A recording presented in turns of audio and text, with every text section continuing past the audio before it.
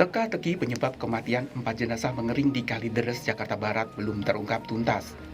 Kemarin polisi menyebut telah menemukan fakta-fakta baru, diantaranya salah satu korban, yaitu Reni Margareta, diduga telah meninggal sejak Mei 2022 sebelum 4 jenazah mengering ditemukan pada 10 November 2022. Fakta baru ini berdasarkan keterangan saksi, seorang pegawai koperasi simpan pinjam yang datang untuk mengurus sertifikat rumah yang akan digadaikan korban.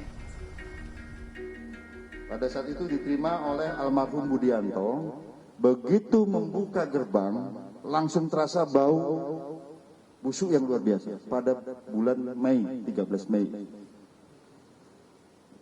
Ditanyakan kepada pihak rumah, kok bau seperti ini? Dijawab bahwa ini adalah got yang lupa dibersihkan.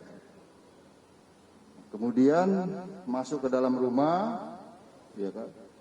Kemudian diminta perlihatkan sertifikatnya, ternyata sertifikat ini atas nama almarhum Reni, Nyonya Reni Margareta, ibu dari Dian.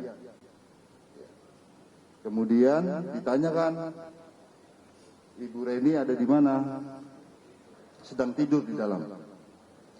Kemudian pegawai koperasi simpan pinjam ini mengajak diantarkan untuk masuk ke dalam kamar.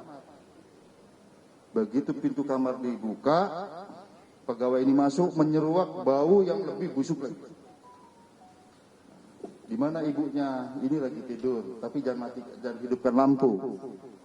Karena ibu saya sensitif terhadap cahaya, kata anak atas nama Dian yang turut meninggal di TKP. Pada saat dibangunkan untuk mengecek sertifikat ini, dipegang-pegang, ini agak gembur, agak curiga.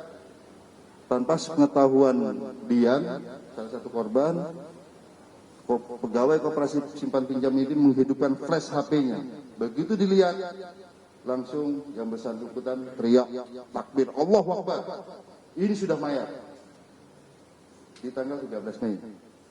Pada saat pegawai koperasi simpan pinjam ini menyatakan bahwa ini sudah menjadi mayat, jawaban daripada Dian, ibu saya ini masih hidup. Tiap hari masih saya berikan minum susu. Kemudian sambil menyisir dan rambutnya rontok semua.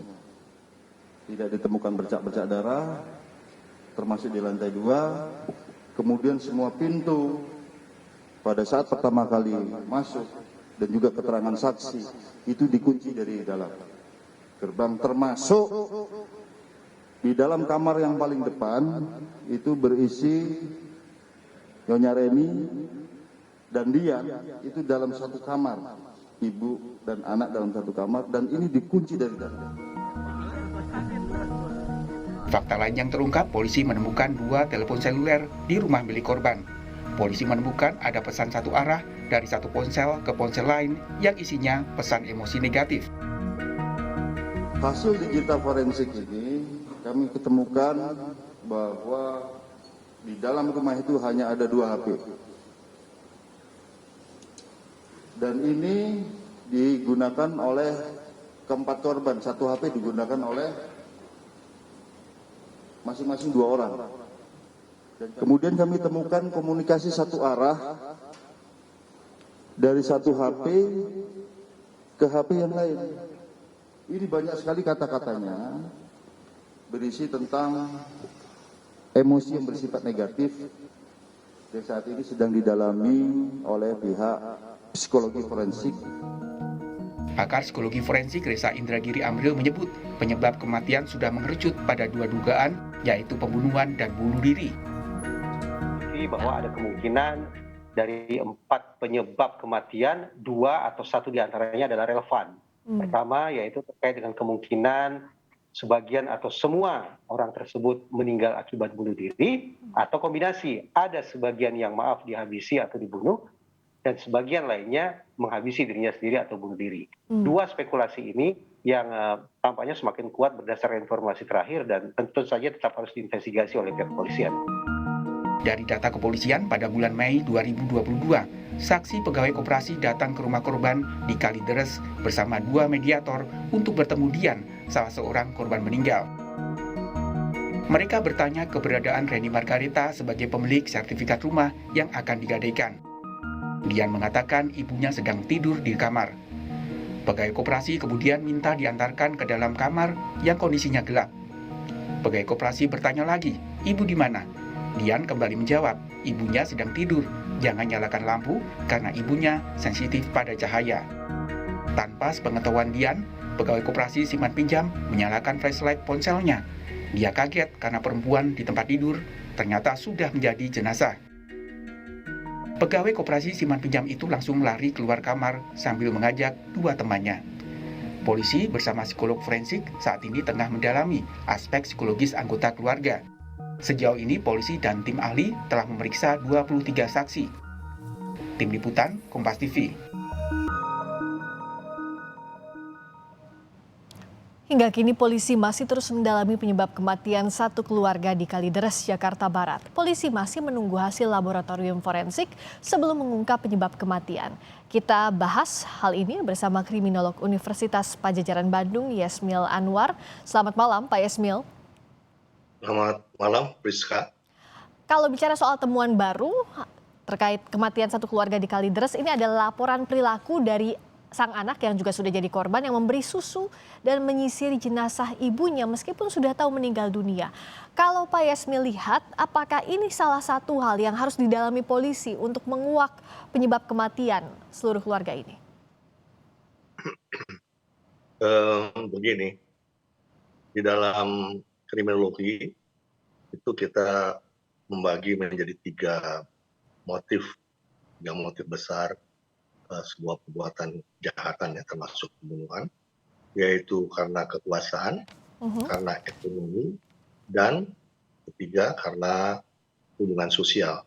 Di situ adalah ada percintaan, ada kebencian, ada kecemburuan, dan berbagai bentuk hubungan sosial lainnya. Kita lihat dari ketiga konsep besar dari motif dari pembunuhan ini dikaitkan dengan fakta-fakta yang belum selesai diperiksa oleh polisi ya, yang juga dengan forensiknya.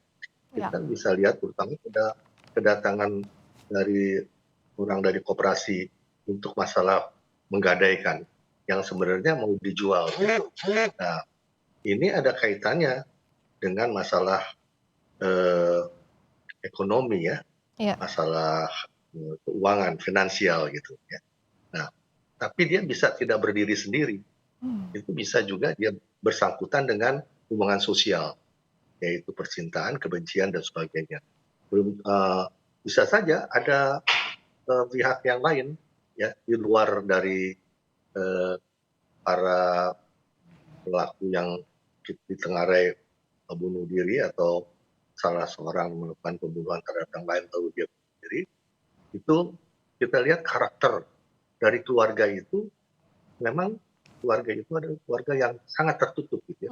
Di dalam kriminologi dengan stigma-stigma tertentu dan berkaitan dengan anomi ya di mana dia membiarkan dirinya ada dalam kerancuan aturan-aturan, ini kemungkinan hal itu bisa terjadi. Apalagi ada fakta misalnya sudah meninggal masih dikasih susu dan sebagainya, itu kan sebuah fakta yang ganjil dalam tanda kutip ya. Betul. Tapi bisa saja hubungan tertentu antara ibu dan anak itu kita tidak bisa menggunakan logika kita gitu.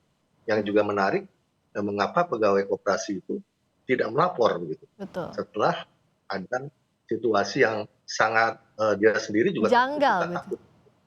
Janggal juga.